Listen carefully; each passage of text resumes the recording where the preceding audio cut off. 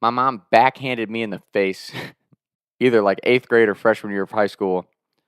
My siblings and I are all 3 years apart, so I'm the oldest. My sister's the middle child, 3 years younger, than my brother's 6 years younger than me, so like I said, we're all 3 years apart. I think we were driving for, like, a family reunion or something, but we're in, like, Dayton on 75. Everyone knows it's, like, a very boring stretch. If you're driving up to Ohio from Kentucky, it's just a very boring drive because it's straight up 75 to whatever city or exit you're getting off at. My mom's driving, I'm sitting shotgun. My brother is beating the absolute piss out of me. He's smacking me in the back of the head, pulling my hair, my ears, and he thinks he's being funny. And then he started going off. I don't even remember why, but he's going off on me and my sister. He's saying all this absurd stuff, beating the shit out of me for like 10, 15 minutes on this car ride.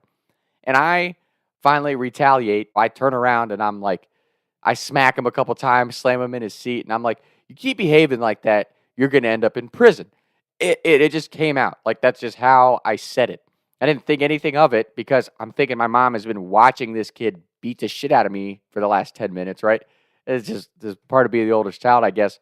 But I turn around, I go to put my seatbelt on, and right as I look forward back at the highway, suddenly, bam, I get backhanded right in the face.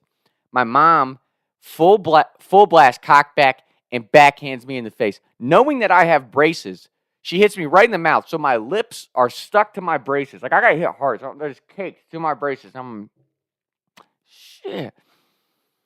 Damn. And I literally had to, like, pull my lips off of my braces. So my mouth's bleeding. I'm doing, like, damn, like, that hurt like a bitch. Like, what the hell? And she goes, don't talk to your little brother that way. That's horrible talk. And I'm like, what the?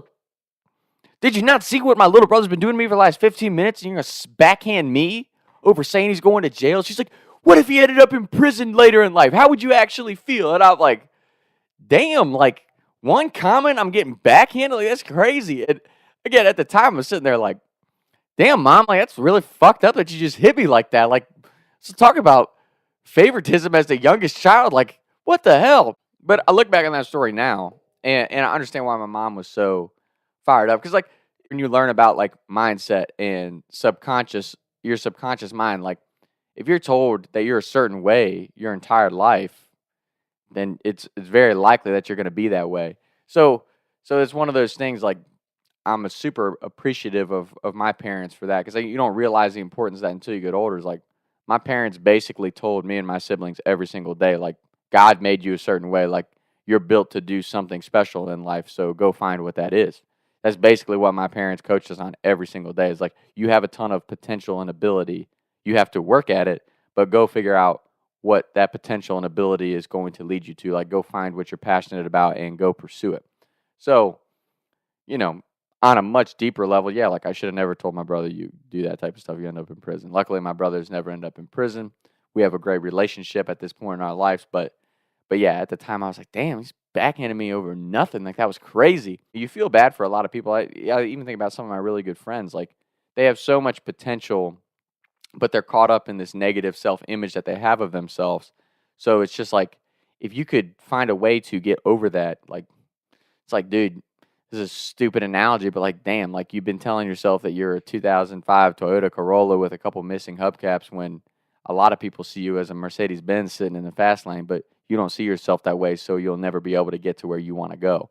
That, I don't care if that sounds cheesy or not. And like I said, you can relate it to religion or whatever you want to relate it to, but, like, your mindset and thought patterns and, like, the way that you carry yourself and think about yourself, that is a really important aspect of life. And that's coming from someone who, I just realized that as I got older. Like, I used to beat myself up all the time in high school and basically be like, man, I'm not very good at this, or I'm not a very good person, and this and that. And it's like, it really doesn't matter what anybody else thinks of you. Like, it matters what you think of yourself. I think that's just the most important lesson, that if I could convey that to anybody in life, is like, just keep your head high regardless of the ups and downs that life puts you through. Because, like, you have to go through a struggle or some pain or some storms in life to figure out who you are as a person and figure out where you want to go. Like, you can't run from that.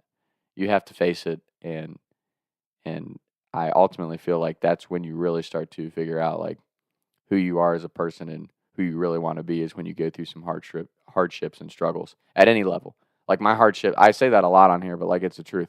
My hardships and struggles that I feel like I've gone through would probably be nothing compared to a lot of people's stories. And and I continue to say that because a lot of people be like, "Oh man, like I'm just going through all this, like I can't handle it." And it's like, no, you can't. Like you're being put through it for a reason. So I think that's a whole nother thing with like the mental health stuff. Like you have some people who are like, "Oh man, I'm anxious and depressed. Give me a pill for that." It's like, actually, don't take a pill for that. Like, I'm not saying that there aren't different levels of anxiousness and depression and like true chemical imbalances that people have to deal with at times that do require medication. But not everybody in the world needs them. Because here's the thing, everybody in the world feels a little bit of sadness, depression, and anxiety on a day to day basis. If you just take a deep breath and realize like 90% of the things that I'm sad about are in the past, I need to move on from them. Or 90% of the things that I feel anxious about are out of my control and I can't do anything about them besides be the best version of myself and do the best that I can do with the things that I control. And then a lot of that anxiety goes away. And this is just a personal opinion thing, but I just find it so interesting that in today's society, so many people attack religion and just faith. Because if you have a belief in that, it takes a lot of that anxiety and depression away. Like, and I'm only using those two words because I hear them so much on social media and within a lot of the younger people today. Is like, if you have faith, and it doesn't have to be like belief in God, but like faith in yourself or just faith in the fact that like, hey, everything's going to be all right. Like, I'm going to be okay. Even though a lot of the things in my life are out of my control or feel like they're out of my control. Like, if you're able to compartmentalize and just be like, all I can do is work on the things that I can work on and do the best with the things that are in my control. The rest of the stuff that you feel like you need to have your hand in that you don't have any control of it in reality, like if you're able to let go of that and be like, okay, there's a lot of things that are out of my control. I'm gonna work on myself, do the best that I can, kind of stay in my lane type of thing, and that other stuff will just play itself out. And it'll usually, in my opinion, it usually plays itself out better than you could have ever anticipated if you just are able to let go of the reins a little bit and just let life take care of itself. Because there's a lot of things that people, and I think you just see that a lot. That's human nature, right? Like you want control of everything, but that's just not how life works. You can't be in control of other people. You can't be in control of so many things in life. So I think that's where having some type of faith, and again, if it's not in God and Jesus and you don't believe that way, I understand. I think you're missing out, but I understand.